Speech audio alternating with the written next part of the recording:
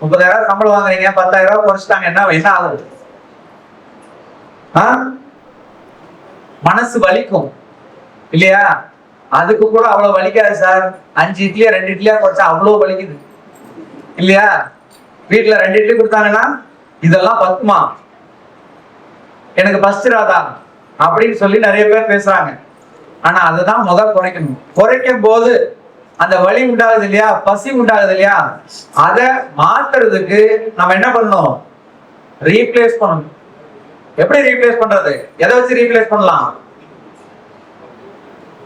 Best food to replace carbohydrate. மாவு சத்தை குறைச்சா நீங்க முக்கியமா சேர்த்த வேண்டிய பொருள் புரத சத்து, புரோட்டீன்.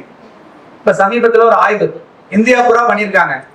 சென்னையில வந்து டாக்டர் மோகன்ஸ்ல வந்து ஒரு பெரிய ஆய்வு பண்ணி அதை வந்து போன 2 மாசத்துக்கு முன்னாடி வந்து ஒரு அறிக்கை கொடுத்துருக்காங்க. என்னன்னா, அரிசி எங்கெங்க சாப்பிடுறாங்க, கோதுமை எங்கெங்க சாப்பிடுறாங்க, சிறுதானியம் எங்கெங்க சாப்பிடுறாங்கன்னு இந்தியா பூரா. இப்ப சவுத் இந்தியாவில பாத்தீங்கன்னா அரிசி சாப்பிடுறோம், நார்த் ஈஸ்ட்ல அரிசி சாப்பிடுறாங்க. சவுத் இந்தியாவோட நார்த் ஈஸ்ட்ல ஜாஸ்தி. 98% பேர் அரிசி சாப்பிடுறாங்க. எங்க? நார்த் ஈஸ்ட்ல, மிசோரம், மேகாலயா, இங்கெல்லாம், மணிப்பூர், இங்கெல்லாம். நம்ம தமிழ்நாட்டுல சவுத் இந்தியால 92% தான் சாப்பிடுறோம் அரிசி. கோதுமை சாப்பிடுறாங்க எங்க? இதுல மிடில், சரிங்களா, மத்திய பிரதேஷ் இங்கெல்லாம், அதுக்கு மேல நார்த்ல எல்லாம் கோதுமை சாப்பிடுறாங்க. மில்லட் சாப்பிடுறாங்க எங்கன்னா கர்நாடகா, மகாராஷ்டிரா, இங்கெல்லாம் மில்லட் சாப்பிடுறாங்க.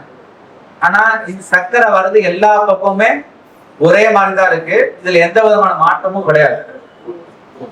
ஆனா ரொம்ப முக்கியமான விஷயம்னா, நம்மளை விட அதிகமா அரிசி சாப்பிடுற நார்த் ஈஸ்ட விட நம்மளுக்கு சர்க்கரை அதிகமா வருது. இதுக்கு மிக முக்கியமான காரணம் என்னன்னா, அவங்க உணவுல வெறும் அரிசி சாப்பிடுறது இல்ல, அவங்க புரோட்டீனை சேர்த்து சாப்பிடுறாங்க. ஆனா நம்ம என்ன பண்றோம்?